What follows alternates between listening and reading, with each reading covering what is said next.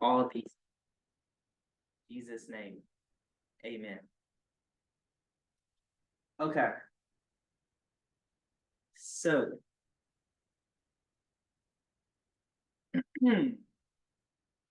um,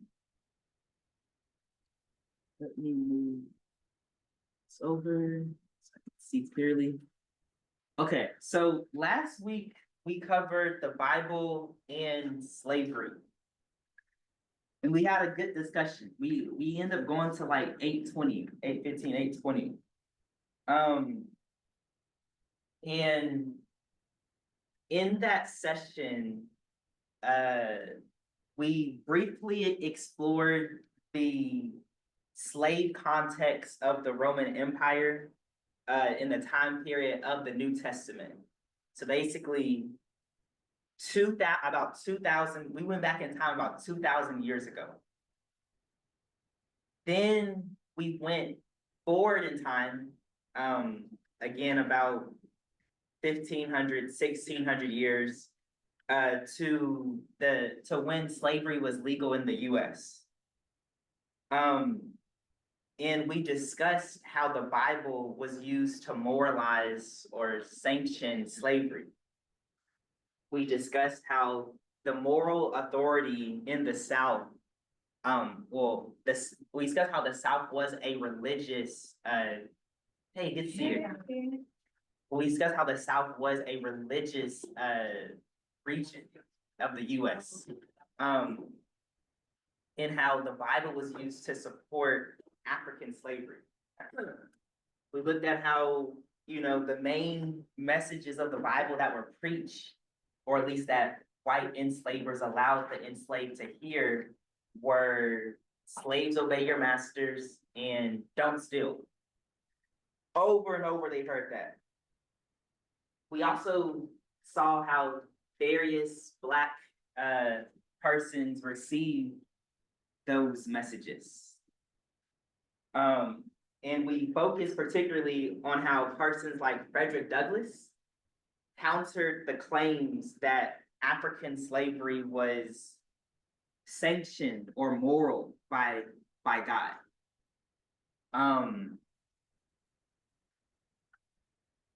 So, for example, Frederick Douglass said, as we went over in our last session, that and I quote, he said, between the Christianity of this land and the Christianity of Christ, I recognize the widest possible difference. So wide that to receive the one as good, pure, and holy is of necessity to reject the other as bad, corrupt, and wicked. We also looked at the Reverend James Pennington. This was a guy who said, look, if the word of God sanctions slavery, I want a different book. I want a different religion, a different faith, a different repentance. And he concluded that the gospel of Jesus and slavery have absolutely nothing in common. They are completely incompatible. And we also looked at similar comments from the revolutionary David Walker, who wrote an appeal that really was trying to motivate Black persons, both free and enslaved, to fight for their freedom.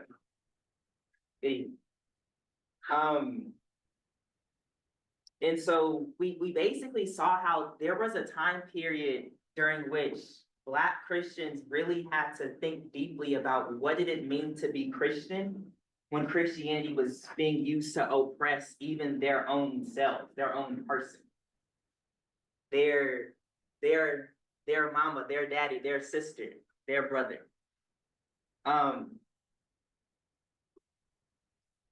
So I want to further contextualize the sanctioning of slavery in the U.S. to what it really was in that context, as to how the Bible related to it.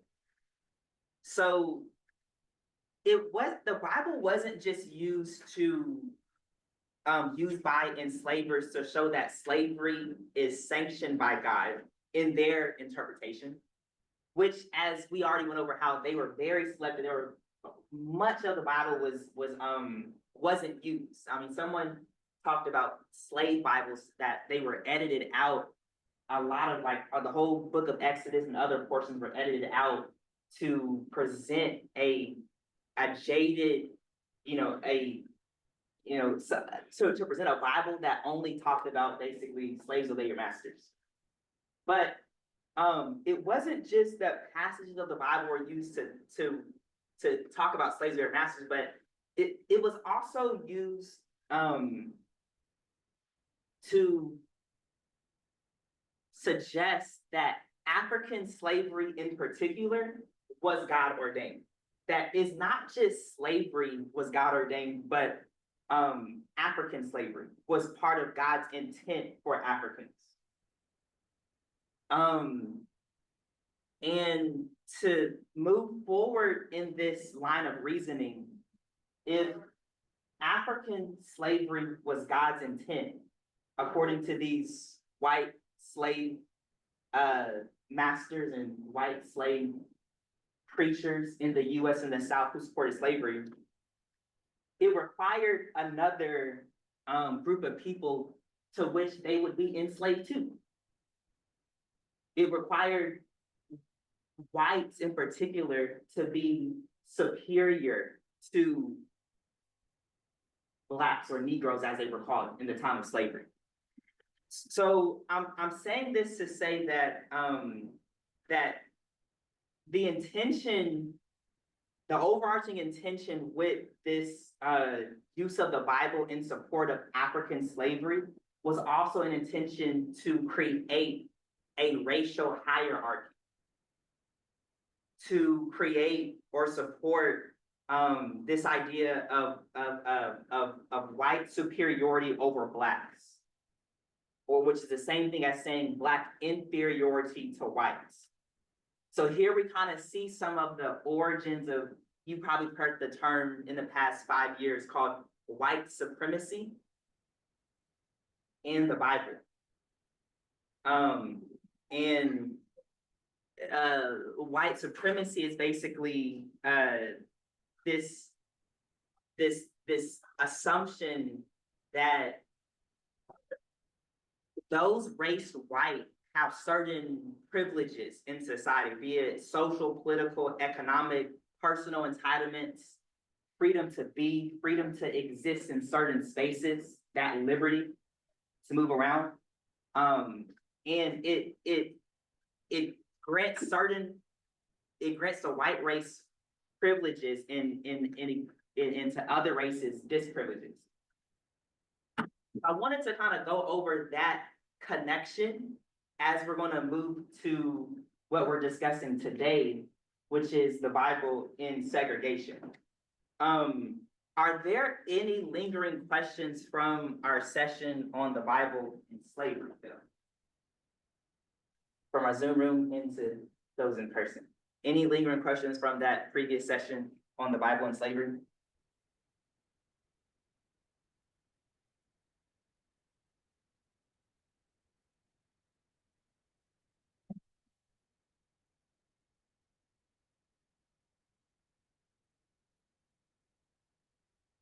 Okay, so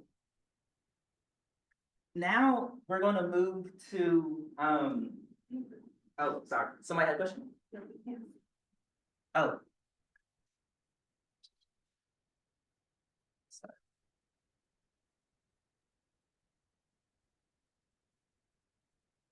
Okay, so now we're going to move to segregation. So segregation, as you see on the left, so slavery was about the time period from 1619 to 1865, and then segregation, you can leave that out. And segregation was from about 1865 to 1968. Now, notice that like in these time periods, I put the little squiggly line, which basically indicates that it's an approximate time period. This will become more relevant, especially for segregation, because in some ways, segregation, exists even to this day in some way or form or fashion. Okay?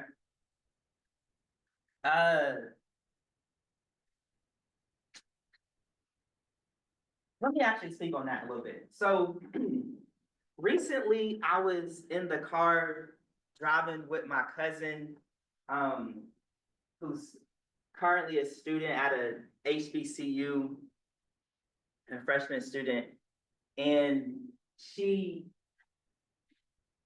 so we talked about my I guess you say religious experience and also experience in education, a lot of which so basically for me educationally, I spent a lot of years in schools that were primarily white institutions that had primarily white students around.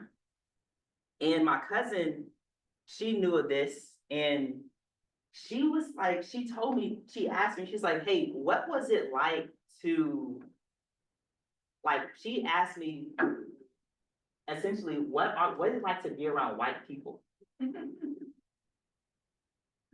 In her educational experience in her life, she had never interacted with those who were white. So never had white friends growing up like I had in my uh, elementary, middle, high school. And she literally was so curious to hear what I was going to say about that experience. Because she never had that experience. And that was honestly one of the first times when I was like, wait, this is like, it just was it just caused me to see my own history in a different way. Yeah, so I mean, the people in the audience, do y'all think that segregation has ended, or do you think segregation still exists today?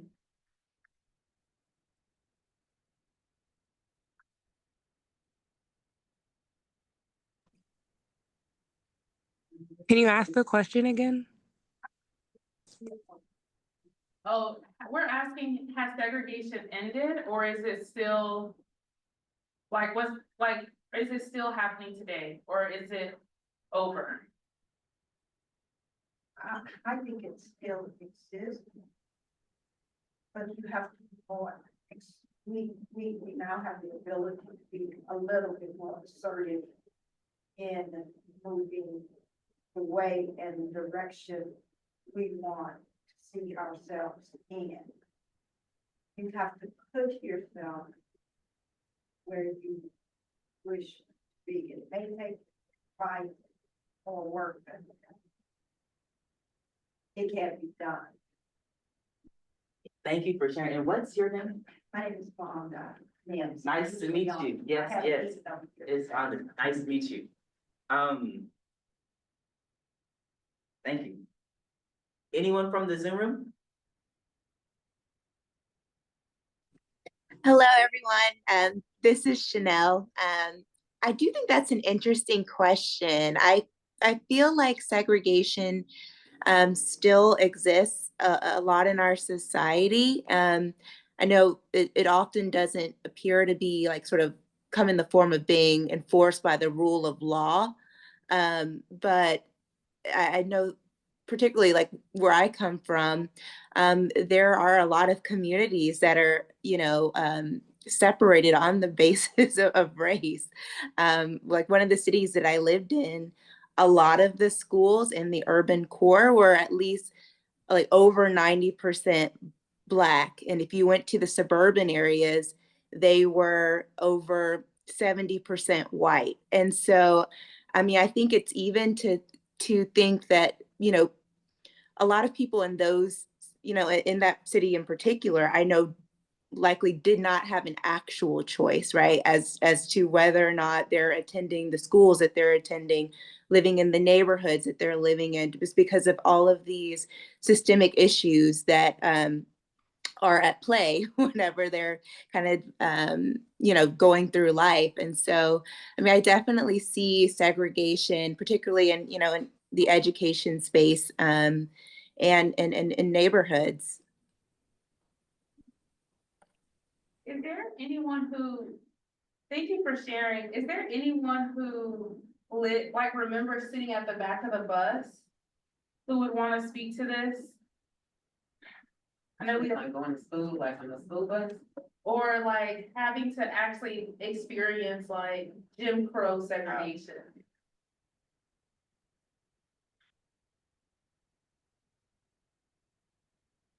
I know we have an intergenerational community.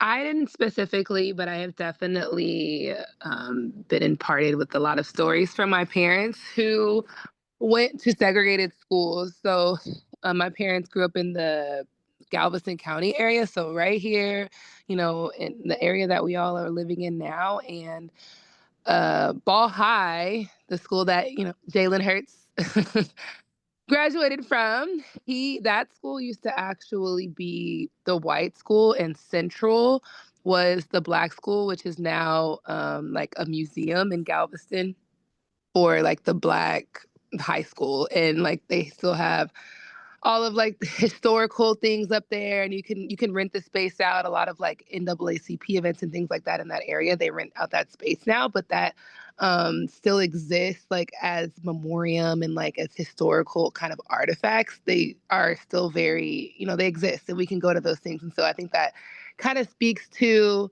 what the person earlier was saying about like, it's, of course, it's not systematically and being and like legalistically segregated, but we definitely see it in like how our communities are built out. And then also like within churches, I know like we always say, black churches and white churches, like that's a thing we just normally say. And so there's segregation there.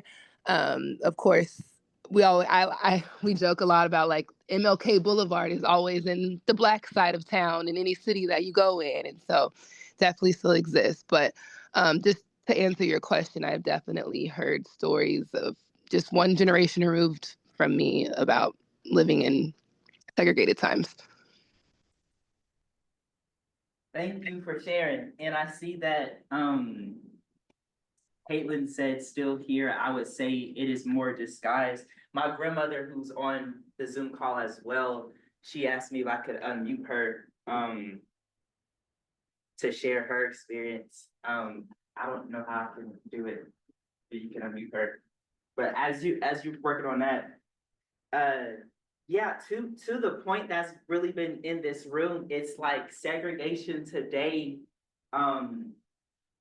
in some ways, it's not what people would say is like, is the word de jure. Like, as not, there's not segregation that is like on basis of law, like Jim Crow segregation, but seeing the reality, we see segregation exist just as a matter of fact. Don't you think that some of the segregation that is present now, though, is by choice? I mean, some of it, yes, our political structures that may be there, but I mean, like, if we think about Third Ward and how it's being gentrified, people that own in Third Ward and that historically have lived here generations, when they start seeing non-black people buy houses and stuff, they like, they feel some type of way about that, right? So some of it. Yeah, it's complex, because another, argument would be that, to say that segregation is by choice, well, who's presenting the options to choose from? Such as in the case of gentrification of Third Ward, where the gentrification process raises property taxes, home values that will cause persons of lower income to be pushed out. So it can sometimes configure what choices people have to be sometimes. And Okay, so yeah, so we're gonna stay on segregation as we're all doing, and I also just want to know, uh, someone mentioned the church as well, and I believe even to this day, it is said that the 10 a.m. hour on Sunday is the most segregated, hour in the U.S. But it is interesting that during the time of slavery in the U.S., there was many times where worship services were interracial, even though there was still segregation within there. But at the end of slavery by law, there was a backlash against blacks from becoming free, and to bar them from full citizenship in the U.S. We get segregation. And I want to just say this aside. So this idea of barring blacks from full citizenship, it also is related to this idea that what it means to be an American citizen is connected to like the fullest American citizen is connected to what it means to be white. During this time of segregation, I know some would, can argue that is even exists to this day, that there are ways in which rights are still being fought for minorities, or there are ways in which whites and minorities still have to fight for rights today. Okay. Evelyn? Hello. Hi, I'm Avery and Brooke's grandmother, and actually I'm 83 years old. So I came up in that era where even riding the bus, we would ride the bus, and I can't really remember what year, but the years, for years we caught the bus, and if anybody white came on the bus, you have to give up your seat and you had to go to the back of the bus. I lived in that particular time, and it was actually very, very difficult, to live in an era like that. You have to give up your seat, and you had to stand up in the back. If you had a seat and a white person came on the bus, you had to give them your seat, even if you have to stand up. Thank you for sharing, Nana. Uh-huh. That's like her in her own. So we have persons on here with experience during Jim Crow, during time period of Jim Crow. I see that others in the chat have added that Ikena added that cultural differences encourages races to stick with each other. So go in schools, sports teams, and other arts organizations, people of the same race tend to stick together. There's a book my wife Oria read called "Why Are All the Black Kids Sitting Together?" I think finishes that up in the cafeteria, touches on these topics. Thanks for sharing. Okay, so this slide here is this is covering something that Frederick Douglass said in 1881. So this is about 16 years after slavery was abolished in the US. Would anyone like to read a little bit of this for us on Zoom or in person?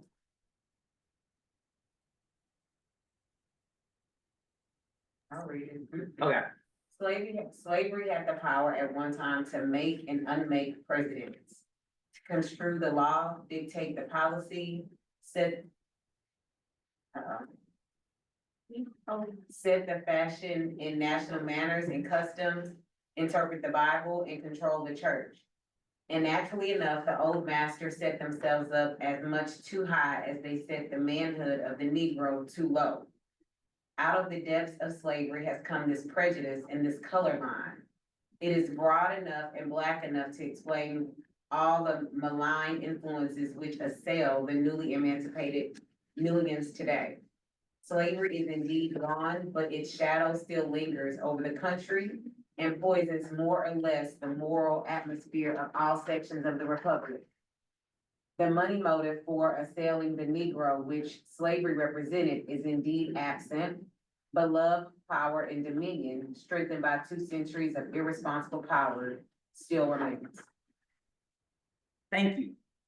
So here we see Frederick Douglass, who was born in slavery, also a part of the abolition of slavery. Black man, preacher, amongst other things, in terms of business. He saw how there was something that still persisted after slavery was abolished. Does anybody know what he's saying? Still persisted after slavery abolished from this little snippet?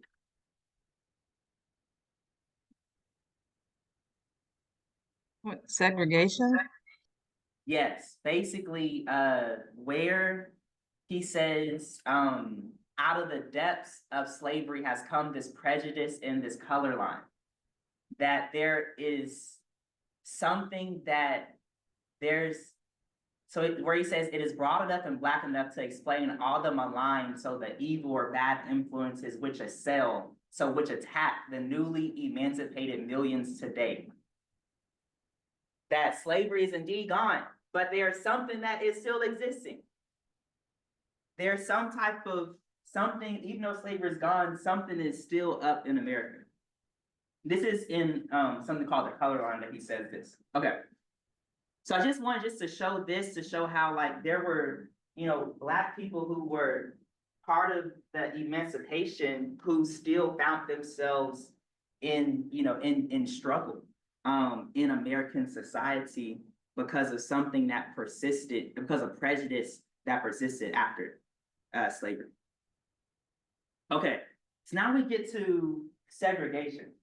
And as we kind of discussed a little bit, segregation is the maintaining of separation of races in the US. But it also is something more too. Thanks, Ross, for your comment, the enduring relevance of the words of Douglass. So if you saw on my first slide, it mentioned how segregation started in 1865. That literally right after the enslaved were set free, there was a push to keep Black people in their place, so to speak. Excuse me for that date for Plessy versus Ferguson. It shouldn't be 1986. It should be 1886. So please excuse me for that on this slide. But there was this case that was decided by the US Supreme Court in 1886 that basically gave forth this idea that it's okay to have separate accommodations for different races. That because they're basically called a separate but equal doctrine. And this, so a little bit of history of this case, there was this dude named Plessy. He was mixed race, and he wanted to sit in a coach of a train car that was specifically for white passengers. And he got arrested for doing so. And this case went all the way up to the Supreme Court. And it was decided in a 7-1 vote that separate but equal is constitutional. And that idea that Frederick Douglass said, that there was this continuity of some type of prejudiceness, that's just something that Blacks say, that's not an actual thing. That's just something that Blacks impose upon themselves. So this was in the reasoning of why the Supreme Court ruled that separate but equal is constitutional. They were basically trying to gaslight Black folk.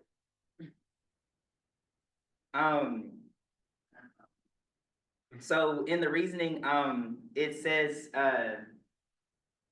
It's, well, yeah, and I have this quote, I didn't put it here, but you kind of see what I'm saying here. Okay, okay, all right, so. Ooh, Morgan said he was only 1/8 black too. Wow. Ooh. Plessy.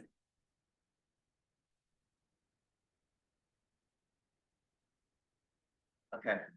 I'm not sure why the screen is going black over here, but I'll just keep on moving forward for us. Okay, so what was the purpose of segregation? To, again, yeah, to keep, uh, to keep colored or black people in their place, to control where people are moving in society was one of the reasons. To maintain white supremacy, another. To keep the white race pure. And when I'm saying by purpose, I'm getting towards why segregation is wanted, segregation. Especially right here, we observed there was even segregated water fountain. And as you see, these accommodations, they were different. They weren't even equal in accommodations, right? Going to restaurants sometimes, depending on what restaurant you went to, if you were of one race, you have to go to the back of the restaurant. Going swimming. You can't swim on this side of the beach if you this race. Are they gonna pour bleach in the swimming pool? Yeah. So a lot of it was to maintain this racial hierarchy. Okay. Okay, so moving on. So how did segregationists justify segregation from the Bible? Well, many of them started before they got to the Bible. They started to think, but many of them use arguments like, wait, like look at nature, but we don't see ants mixing together. We don't see red ants and black ants mixing together. We don't see birds and fish mixing together. And from here, I just wanted to point out one of the readings I sent us was a chapter of this book called "The Bible Told Them So: How Southern Evangelicals Fought to Preserve White Supremacy." And so some of our discussion is coming from there. And just in that text, the author asserts that the Bible was understood to be a segregationist text as a whole. So getting to the Bible, let's say like the Tower of Babel. Well, God separated the races. So that's, this is one idea for segregation according to them. Okay, the others all go to here. Okay, so some other scriptures, and of course, this isn't an exhaustive list. Of course, this is a selective list. But this list, again, or using the scriptures to support segregation was, it also is in the purpose of supporting racial hierarchy, and more particularly, white supremacy. So one scripture that was used was Acts chapter 17, verse 26. This is a scripture, this comes from a passage of scripture where Paul is preaching in Athens, and he's actually sharing the gospel to, Paul is a Jew, and he's sharing the gospel to Gentiles, and of different ethnicities as well, trying to tell them about Jesus. But, no one, the segregation isn't considering this. They're going to take this out. So Acts 17:26 says, from one man, he made all the nations that they should inhabit the whole earth. and he marked out their appointed times in history and the boundaries of their lands. So this was used here to say that, look, that God physically demarcates races. So here we see, you know, the move that segregation is making our saying, look, nations means races. As if race and ethnicity are equal, for example. But also, so this was like one of the main scriptures that was used. Just like we discussed how the curse of Ham was central to this African slavery argument from the Bible.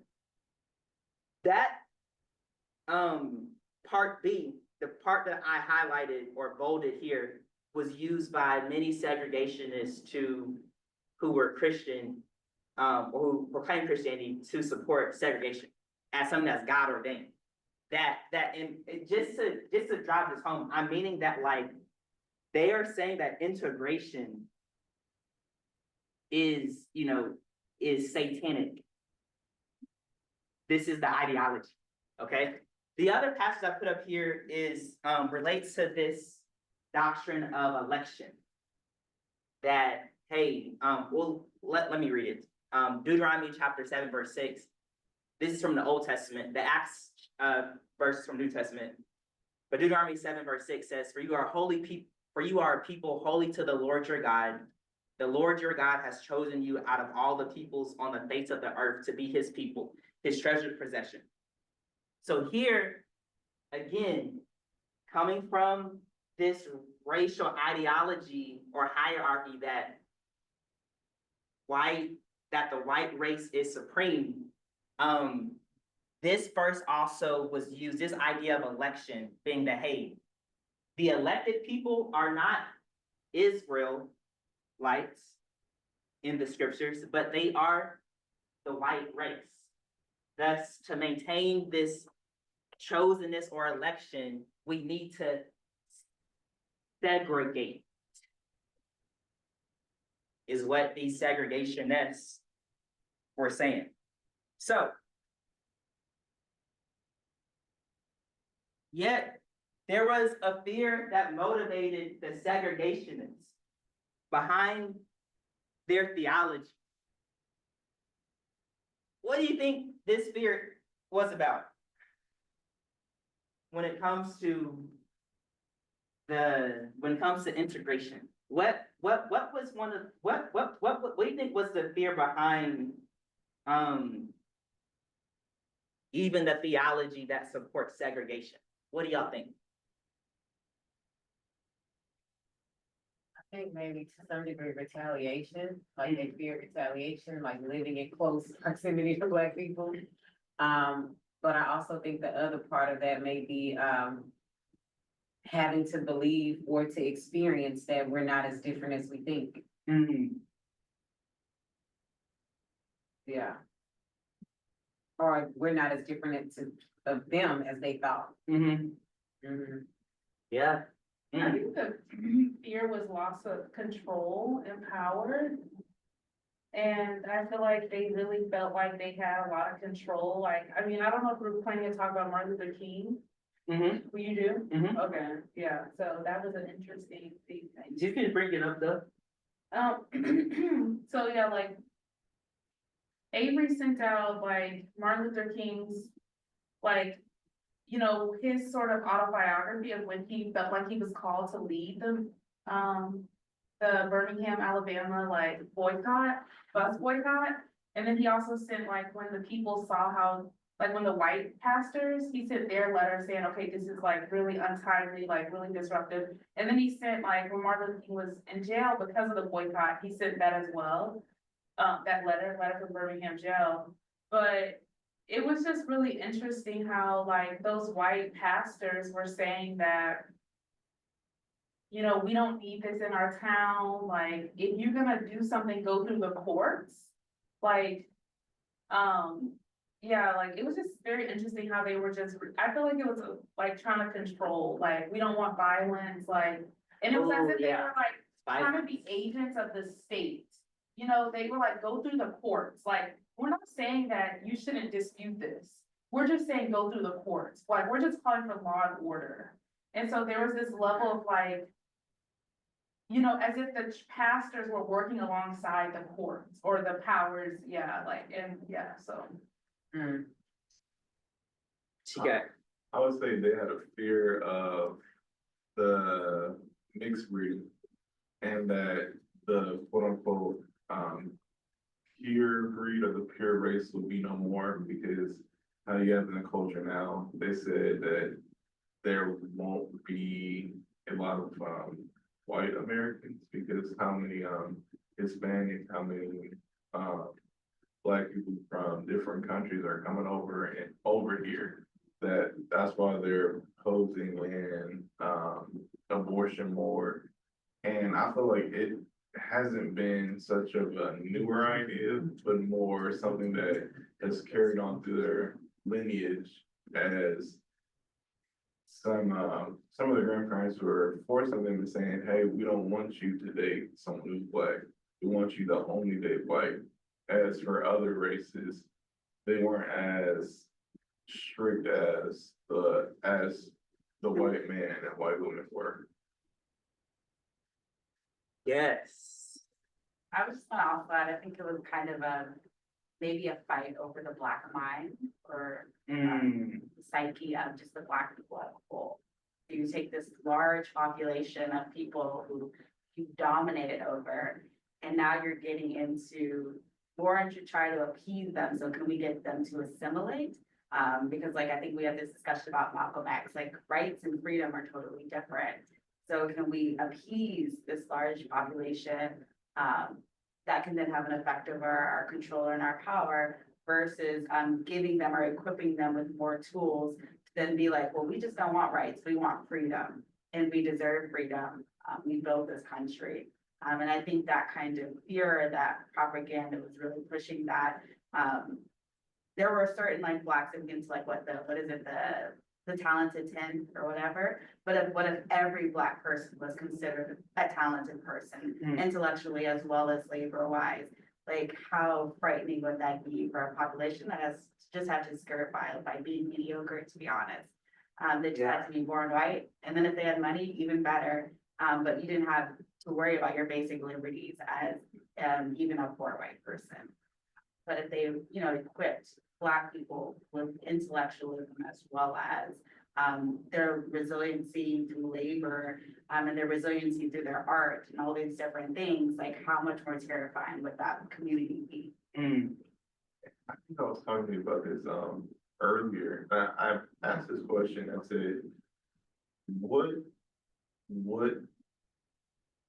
how could we argue and say it's not right for African Americans to seek out not revenge, but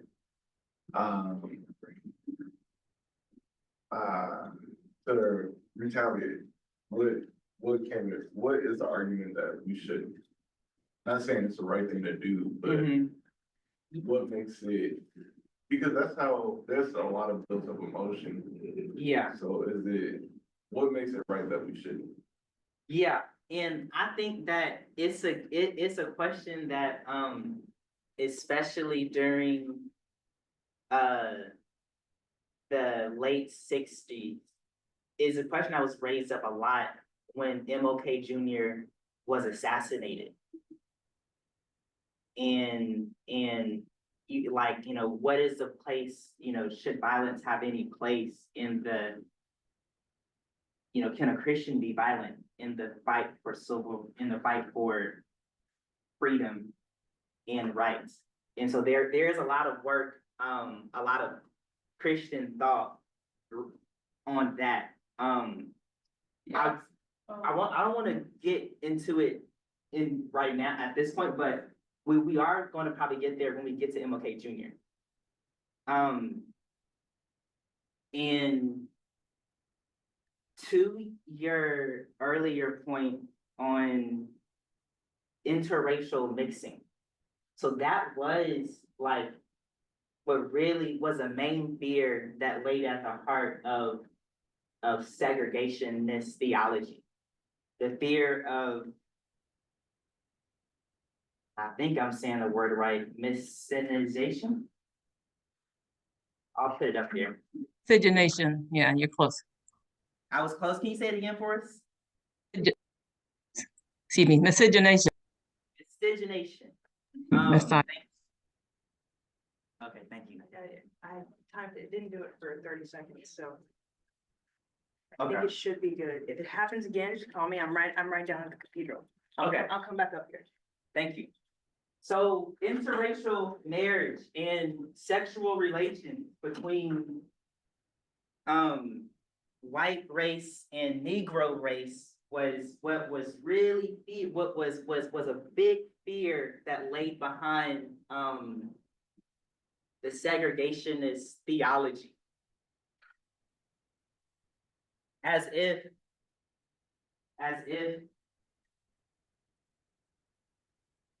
it was really blown to out of proportion.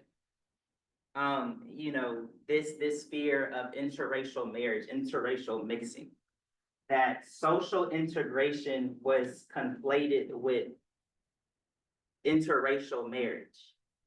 That basically that integration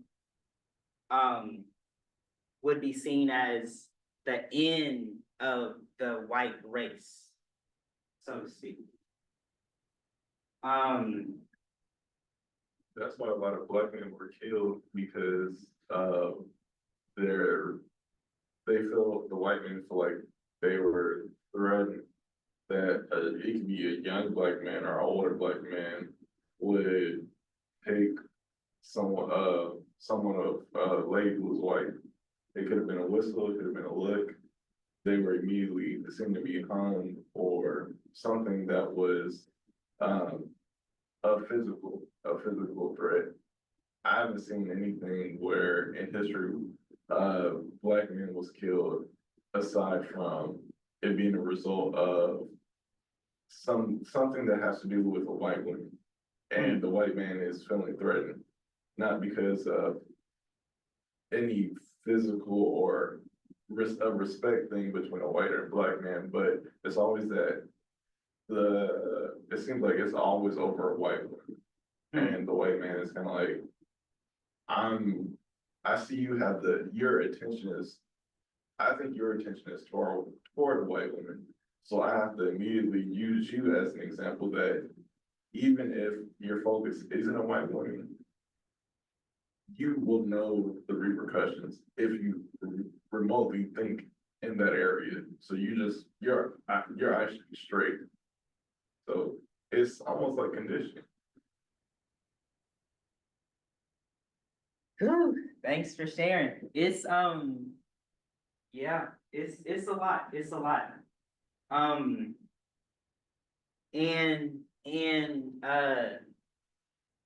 yeah, I mean it was a very big, this was like in some ways, some suggest that there are remnants of this fear, you know, definitely, you know, went past 1968. Yeah, okay, of this fear of miscegenation. I'm sorry for getting this word wrong. I'm trying my hardest. But we might return to this fear too. But I also want you to also note that there could also be a fear that some theologies can be motivated by fear and by power and control. And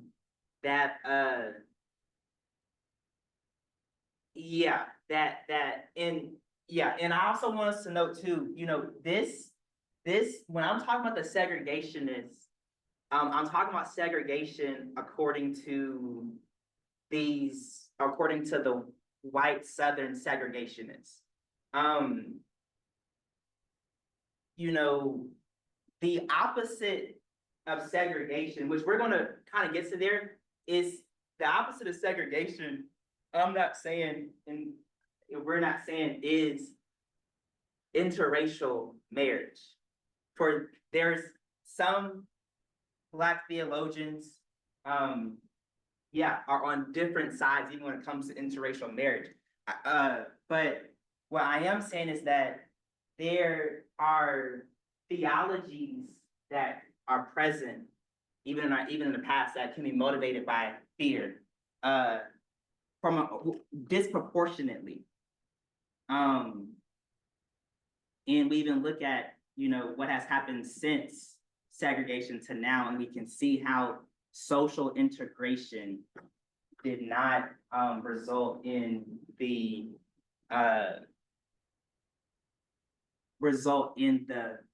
manifestation of this fear being a reality to the point where these segregationists were saying. So I want to get to MLK Jr. a little bit.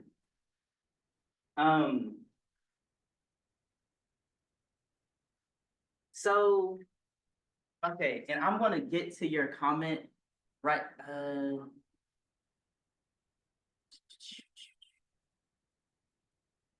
So Ms. Cheryl said, let's not miss the innate monetary relationships of power and control. And Ms. Cheryl said it was their insecurity and acknowledgement that their women were attractive to our men brothers, just as they were attracted to our sisters. Many who publicly denounced this were abusing us and otherwise having relationships outside of their race in secret. Too many examples to note. So true, so true. Yes, so true. What I'm meaning is is that second sentence, especially that second and third sentence. I want to get to this religious motivation to integration that MLK Jr. had. In here, in this quote, would anyone like to read it for us? I'll read it. This is Cheryl Lynn. Thank you. Okay. As soon as I say that, then the clock starts chiming, so please excuse me. I am first and foremost a minister. I love the church, and I feel that civil rights is a part of it. For me, excuse me, at least the basis of my struggle for integration, and I mean the full integration of Negroes into every phase of American life, is something that began with a religious motivation. And I know that my religion has come to mean more to me than ever before. I have come to believe more and more in a personal God, not a process, but a person, a creative power with infinite love who answers prayer. Thank you. So, MLK Jr. Was motivated for integration into American society. I want to just also say that what he's talking about is integration wasn't just Blacks being integrated into wasn't just Negroes being integrated into American way of life, but literally was the changing of America itself. So part of his motivation included seeing poor whites in addition to poor Blacks or Blacks in general, being not having the same rights and freedom as others. And as we see in this specific quote here by MLK Jr., he's persuaded that the way forward for America is Blacks being integrated into every phase of American life. And also want to focus on that last sentence where he talks about God being a God of love and God being a personal God. There was a time where integration or desegregation was seen as something that was to be done out of love, according to MLK Jr. And this theologian named James Cone talks about how MLK Jr. had a shifting view of what integration even meant and where it should fall as we get towards the beloved community according to MLK Jr. And he said how, there was a time where MLK Jr. saw integration, you know, on the path to America becoming, you know, for example, a brotherly nation, that he not only saw integration as being about love for neighbor, but he also saw integration as being about justice. That there's this connection between love and justice, that is inseparable. And I put that in one of the readings for this particular session as well, where when he preached the sermon before he went on the Montgomery bus boycott, he talked about how right next to love is justice. And so here we see MLK Jr. is convinced, like, look, like, we're going to get our rights, that civil rights is part of the church. Not only was MLK Jr., Reverend Dr. MLK Jr., about integration, but there were various organizations such as SNCC, Student Nonviolent Coordinating Committee, that also, you know, for example, sat at lunch counters and other places to protest for integration. The question is, well, what were they doing? What is integration? Here comes another perspective from Stokely Carmichael, Kwame Ture. Would anyone like, he was the president of SNCC, and here this is a portion of his autobiography. And I would actually encourage us to read this autobiography, because it gets into what exactly was, what did those who were sitting at lunch counters trying to integrate, what were they thinking integration was? But I want one of us to read this portion if we can. I can read it. Okay. Believe me, we aren't here because we think the food is good or because your company is attractive, okay? We here for one simple reason and one reason only. You collectively do not have the right, none of you, to tell us where we can go or cannot go. Simple as that. I refuse to allow you or anyone else to dictate and define my rights. That's all. It's a matter of principle. Once we establish that principle, I guarantee you'll never see my face in this place again. You better believe it ain't about white folks. I like that. Why the laughing? What's going on? That's his personality. What y'all thinking? I think it's really hard, at least for the white people I come into contact with, to decenter themselves. Oh, and he's saying it's a white woman, a white blonde woman. Really? Yeah. So they think that we wake up thinking about, you know, how to be white or how to, you know, get along with white people when we just want basic rights to just be human beings. And so I think he's just so frank about, like, decenter yourself. It's not about you. It's all about, like he said, it's about the principle, because y'all's food is nasty anyway, like, let's be real. Y'all can't cook. But it's the feeling that you feel like you can dictate where I go or where I belong or how my humanness is exposed to be exposed or be showed. So I think it's just funny that he's just very blunt, especially at this type of time where he could have been like lynched for this. Yes. And even so, yeah, this is at a lunch counter where he's doing a protest. Any other thoughts as to this quote? Yeah, this is Sherilyn. Yes. The term that I thought of as she was reading was self-empowerment. He said, it really isn't about you. It's really about us doing for ourselves and being able to do what we want, when we want, where we want, with whom we want. It really isn't about you. And like, he was very frank. Good for him. Yeah, so thank you. So here we see this idea of integration not being about assimilation, but integration being about Taking a stance. That's really what they're doing, is taking a stance. mm, This is what I believe in, this is what I want to do.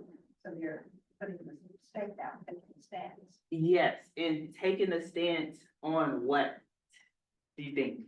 Their rights, this is my right to be here. Yeah, Take a stance to, yes, Can I also add, I think it's also the American as a whole appropriates a lot from Black communities, whether it's like allowing us to share our arts or our talents with them, but it's only on stage. We can't fully be integrated, or we have to walk through the back door in that time. But then also like the economic power, like we're funding like basic transportation or roads or things like that, that you all are getting the benefits out of. And you are in some way trying to service at a lower, I guess, economic class or vibe, when our money spends the exact same. So it's that kind of point of view that you want to appropriate or take or expound like a lot of things out of the Black community, but you aren't willing to just acknowledge our humanity as a whole. That's just so contradictory. yes, and basically, and I saw, Caitlin, you, I'm gonna get to you, still have something, if you do. Okay. Yeah, basically this idea that, so remember as I started off in this session, us going over how the support for slavery in, was not just a support for slavery, but was for African slavery in particular. The biblical support that slavery apologists made were that Africans were specifically made by God to be slaves, and further that they were made to serve the white race. So basically, the Africans or Black or Negro personhood, beinghood, was being determined by what the white race told them they were to be. And here we see, and I further made, how from slavery to integration, there's this connection, this still this desire to maintain control of how Black folks show up, for it to be on terms other than their own. And here we see Carmichael saying that, look, like, we are here doing this integration work to make a stand that we can be on our own terms. That, like you, Jessica, were saying, because there's this part of integration that can be, Sophie Carr goes on to say that there's a part of integration that can be seen as cultural suicide. It's if you integrate on terms that are not your own, that are not your own community's terms. That can, with integrating into America, if we integrate into America on American terms, well, we can be integrating ourselves into white supremacy or whiteness. A burning house. And so what does it mean for integration to be the becoming of all communities into more of themselves? Caitlin, if you have something. I just wanted to say everyone made, great points. And I was just going to add that, for African Americans, the fight really just wasn't about being integrated and not being a slave, but to not be subservient or controlled through legislations or giving something but not at the same value of a lesser value. So just saying, mostly what the class was saying, but it was that point that was the drive and the force behind everything that occurred, before Martin Luther King, after him, and to this present day, because we're still having that same fight with, I heard someone talk about, housing and things. There's ways in what is called like the HOA fees or how they do descriptions to kind of get a certain group of people out of there, or job descriptions, and you kind of don't get what they're asking for because it's, coded for a certain group of people. And I think that that's the the drive that we're still trying to, be integrated to this day. Mhm. Thank you for sharing. They even, yeah, to this day, there's a drive and a purpose with us becoming an integrated nation. Are there benefits of segregation for Black people? Yes. I always say, yeah. Could you please repeat that comment or question?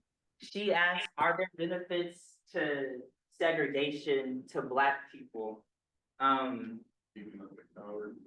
Yeah, are there, could you ask a question, like, how are we defining segregation? Are we defining it as white folk, white segregationists that we look at segregation, or? I'm just saying, like, what were the important lessons that we needed to learn from being segregated? Was there anything that we needed to learn while we were segregated? That we have continued that tradition today? Or did we throw the baby out with the bathwater? Avery, do you mind if I comment on that, refer to the chat? Oh, sure. It's interesting to you, sister, I don't know who exactly that said that, but you reminded me of what I just entered in the chat that a pastor years ago, decades ago, actually, I heard first comment that when we were segregated, we had to support each other more, or especially as far as businesses. I'll limit it to businesses. We supported our own businesses because we couldn't shop anyplace else, right? So it helped our commerce. When we were limited to space and we had to do more for ourselves, that we did more for ourselves and we sort of supported each other better. That was, I think, a great benefit. And when he first said it, I just thought, it's terrible for him to say, that it's too bad that we weren't still segregated because we support each other more. And I'm thinking, no, we don't want segregation no matter what. But then when he made that point specific, again, to businesses and supporting each other more and doing more for each other, and maybe even, I will say being more creative, because basically we have created, we are the most creative, and other people have stolen from us, and so. But anyway, that's just one thing that came to mind. No, yeah, thank you for sharing. And it also brings out this idea of, what is, what do we think is the purpose of integration?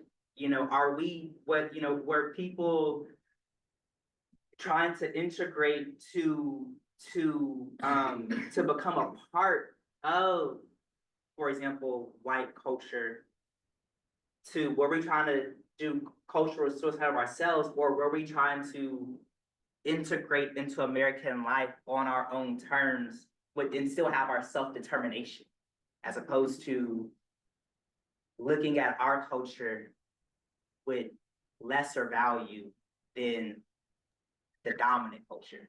And that is a point that to this day we still have some struggle with. Okay, Nana, can you speak to the benefits of segregation? I know earlier you talked about the shame, like having to sit at the back of the bus, but do you feel like there were any benefits?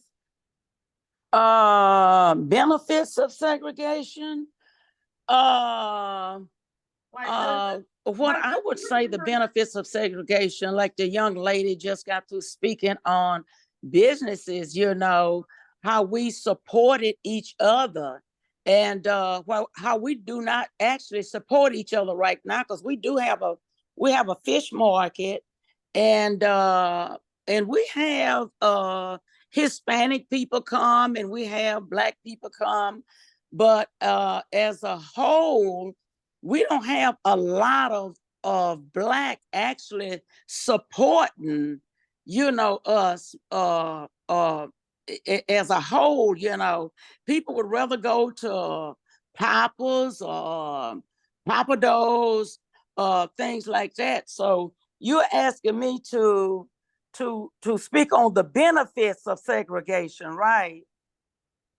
Like, do you feel like there was, so you're saying like support, like there were more Black-owned businesses? Yeah, there were more Black-owned businesses. We had even Black pharmacies in the Fifth Ward area. We had Black movies, because when I was a kid, I worked at a movie, So we don't have any Black-owned movies that I know of right now. I don't know of any Black pharmacies right now. So all of this was actually demolished, because it was no support, after, people got to integrate and what have you,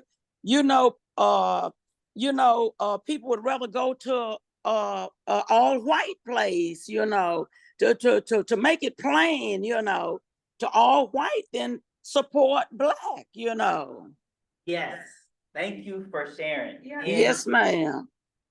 And we have, I wanna just also say, we'll do maybe like, 10 more minutes due to the way this conversation is going. And it's 8:15. So I just wanted to say that, if you have to go before then, God bless you. But I just wanted to just say that before we, as we get towards close. Yeah, I was Brooke, gonna, then you. oh, Brianna. yeah, like, I was talking about this with my friend earlier, cause there's actually these, people, like a movement you're talking about in like Rhode Island, where they're trying to build a black bloc, like, they're trying to like rebuild these black communities. And they're doing it because they say, there's a little Italy in a lot of cities where you can find Italian grocery stores, Indian grocery stores. Chinatown. Yeah, they're Chinatowns, and so like, they're like, but there's not really like, black towns where like people like say, okay, we're shopping at this, place, and so that's kind of, yeah. No, I was just going to comment on what your grandmother was saying. So really segregation broke up the race. That was like it kind of divided it because we were afforded to go places that we couldn't go before. So that's why we stopped supporting the black businesses. Mhm. So I guess to your question, did it benefit us? So Yeah, are there some lessons that we need to go back and learn and, from the past and take it today? Cause I do see everyone's like, okay, just buy black, it's Black History Month, buy black. And, yeah, so it's like, what does that mean that like, there used to be thriving communities? Or is I'm just being nostalgic? Am I just saying, oh, the past was much better, than the present? You know what I mean? Do you think there was ever like a reconditioning of like the black line or what it means to be like black? Cause even like when we, like you said, when we say talk about buy black, okay, well, there's a lot of Target had a good partnership and now like they're scaling back their DEIs. And now even in the community, people are saying, well, you still shouldn't shop specifically those black brands at Target, even though they're still supporting black brands. And that level of accessibility is something that some people might need. So does that constitute like buying black or things like that? Do you think there was ever in time a reconditioning of like, okay, we're jumping straight from slavery into Jim Crow and then now into Yeah. integration on our side? And then also the dilution of the church, because the church was always the focal point. Sororities came out of churches. Social justice came out of church. Even sometimes childcare, like it was a village, everything came from the church. But then during desegregation, I think maybe the church lost even a little bit of its power because we had options to choose for other things or other more compartmentalizing of our lives. And it wasn't all coming from a straight focal point of the church. Yeah, I mean, to your point, I think this quote like is very true. We aren't here because we think the food is good or because your company is attractive. Okay. Like I think we do go to places because we think the food is good. I'm gonna be the first to say it, like, yeah, like what does it mean? Like because your company is attractive, like going to Rice, going to Princeton, like I just went to those schools not knowing what I was getting myself into, even though they weren't like illegally, it would be illegal for them to be overtly discriminatory, but like what does it mean that your company is not attractive? Like when you're in a country that's just like, that has a history of so much racial violence. Yeah. You know what I mean? We're like swimming in it, you know what I mean? And so it's like, yeah. And even HBCUs, like I went to PV, but there was still a large populations of like whites and Asians and even faculty. So even that was Yeah. considered a safe space, it's not necessarily as safe as it was back in the day. And that's something we don't really contend with, being an HBCU alumni, just to be honest. Yes, And to the point of, yeah, I love how you mentioned like, what does it mean to be, what is the fullness of blackness? And what does it mean to live on our own terms? And how do we do that in America? Yeah, and I just really like this idea that like, you cannot, I refuse to allow you or anyone else to dictate or define my rights, you know, that's all. And, cause I teach at the intersection of chemistry and Black studies at Rice. And I thought a lot about what my class, which combines chemistry and Black studies and does, because it is kind of some ways having a space in science that's unapologetically Black. So usually in science, we're taught to like disembody, not think about race, not think about being human at all, only focus on the science. But, you know, like, I'm actually saying, no, let's talk about race as we learn science, right? And so, not because like science changes because of race, but because like, you know, chemistry was built and sort of defined and created over and against slavery, over and against Black people. And so in some ways, like, you know, like, what does it mean? Like, am I bringing segregation back into my classroom? No, I'm not like, it's like, should my class be taught at an HBCU? A part of me is like, yes, I didn't realize how hostile, like, it would be teaching this class at Rice, you know?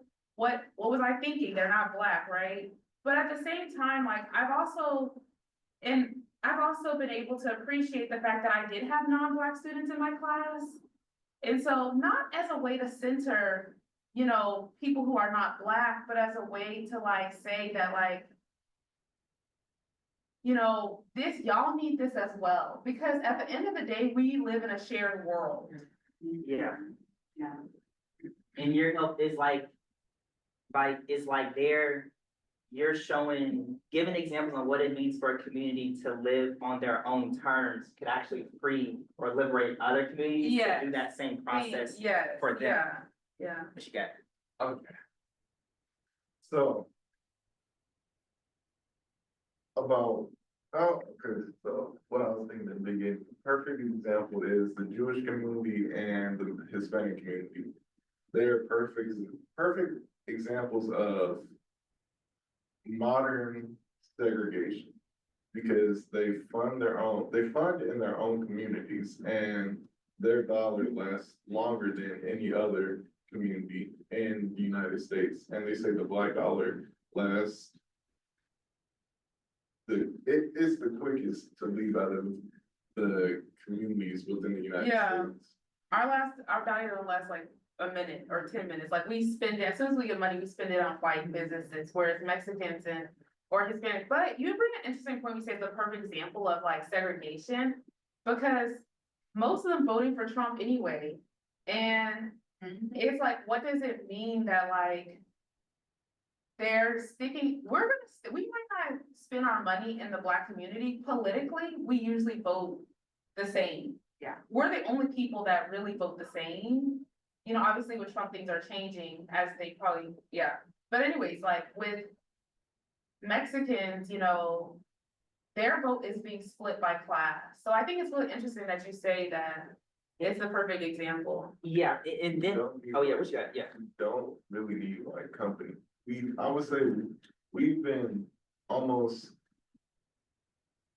how to say it, tricked or deceived to think we need it, as we have to rely on white people to excel. And as we progress forward, we don't need white people as much as we think. They want us to think we need them and we need their company. In reality, we don't need their company at all. We don't need it. It's more of you can want it, but you don't need it. And the last thing is the African American community is what I call a sleeping giant and the whole United States of America, because once it's awakened, everybody else in each of the demographics knows that how powerful everyone will be able to be once we're all interconnected.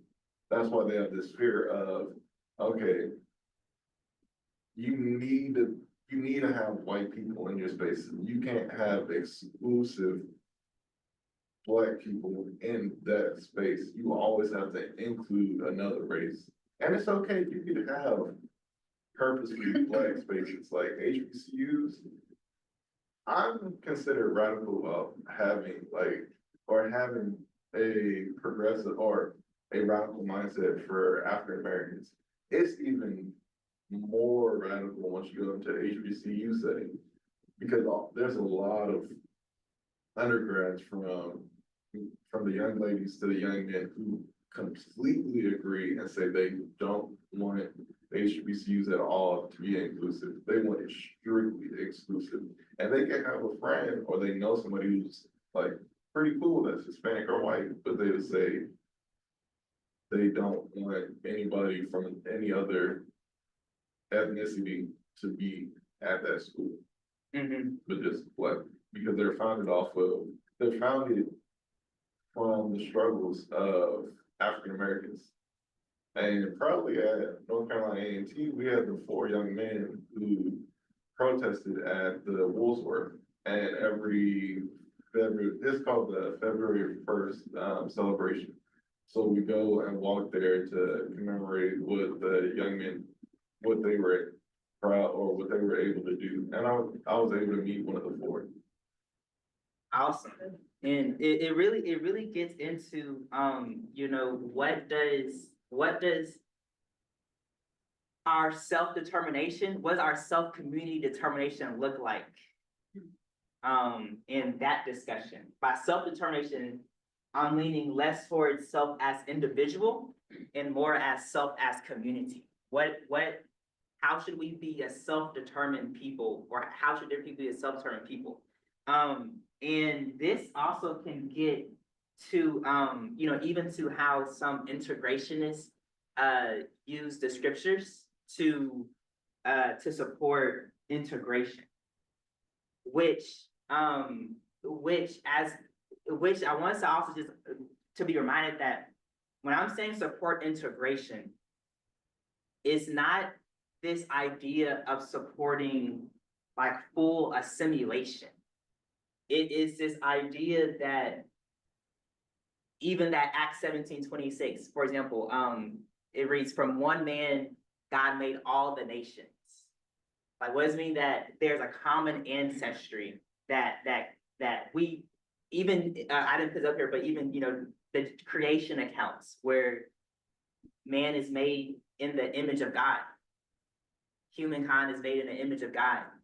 And what does it mean that everyone is part of that tapestry as a whole people? So these are some of the arguments that integration is both black and white and of other in terms of race, black and white use to support their motivations towards integration. And I put in there some other ones as well that you can snapshot. But this idea of integration from the scriptures was used to counter the idea of racial hierarchy, which is the main issue behind segregation, the white supremacy, the racial hierarchy. And it's why the self-determination becomes so much more important to consider. So bringing it, you know, back together, I want us to have this as a reflection question for when we leave here. Does fear lie at the heart of any of our beliefs about God and or how the world or people therein should relate to each other? Because as we looked before, you know, some theologies can be fear-based and fear-motivated. And I just wanted to touch on that. I also want us to reflect on what does self-determination look like? And what actions are our theologies, are our beliefs about God and each other motivating us to take when it comes to self-determination, how we spend our money, where we go to school.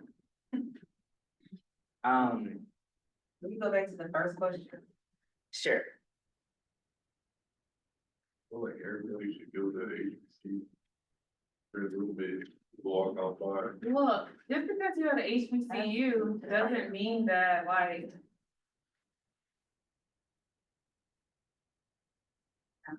Okay, People look down and I on saw some HBCUs. further thoughts in the chats as well. They call Miss HBCUs Chanel, ghetto. I'm Miss not Cheryl. saying to look down on them. All I'm saying is that some HBCUs, you don't even have to take African American studies. I'm gonna say, I think the con of HBCUs is that a lot of them are public or like state funded. And so I think about like a lot of those private institutions that are like religious, like St. Thomas, things where they have to take those religious based classes. Versus the HBCU, even though we know what it was funded for and why it was founded. But because a lot of us rely on state funds, I think the true like fruition of what HBCU is not fully realized. And so then Right. it kind of gets into like, what happens if we prioritize like HBCUs? Will they be that oasis or that utopia that we think that they were supposed to be, or that they were back in the day by design because of segregation? But now that's become convoluted because of integration. And so I think those are discussions we have to tackle. So I don't think everyone should go to Yeah, HBCU HBCUs, at all. because they're state funded, they're still trying to get free. Yeah. Live on their, on their own Or terms. you see even like Tennessee State now trying to be acquired, like that HBCU is trying, like the white like system is trying to take over. It's the same thing with PB, we're under A&M system. But our funds we get from the state are they're very low, they're not what we're supposed to be getting. But people allow it because it's the state of Texas, and we're in the A&M system. We do get donors, something like. Yeah. Compared to like the donors of like Stanford or like Harvard or Rice, it's nowhere near that. Have we had some of the alumni, it's. Oh, well, let's close this. This is like Yeah, a discussing up. I want us to, we're a little bit over time. I did create a group meet for us, which is a social media platform. It's an instant messaging platform that allows us to continue the conversation beyond Mondays. In my second to last email, I put the link to join that group meet. You can join it by clicking on it. You probably have to put in your phone number, and then you'll be in it if you want to continue the conversation with any questions or comments or discussions beyond our Monday time. Our next class will be in March because there are a couple of church-wide events going on the next couple of Mondays. And that session is planning to cover the Bible and women in the US. Now, that's gonna be a big topic. So y'all, so we're gonna see how we're gonna tackle this one, but I'll probably will send the readings for that one a little bit later so that I could configure that right. Not saying I haven't done work on it, but seeing how the ways in which our conversation has gone, it helps me to refine certain things. But that is all for today. Hope things are clear as mud. I don't know if y'all know, but in my classes, my hope is that we all leave with more questions and things to reflect on than answers, which is probably a totally different way of doing. I call this Monday school, even though it's Sunday school. We were like Monday school. I told that to Pastor Cosby. Pastor Cosby, he said, "Wait, I didn't know we had a Monday school." It was so funny, but I coined that term to him. He was like, "Okay, yeah, that's cool." But I should patent it for the churches now to do Monday school. T-shirt. Interesting. For Conan Joe Black Panther Party shirt. So kind of.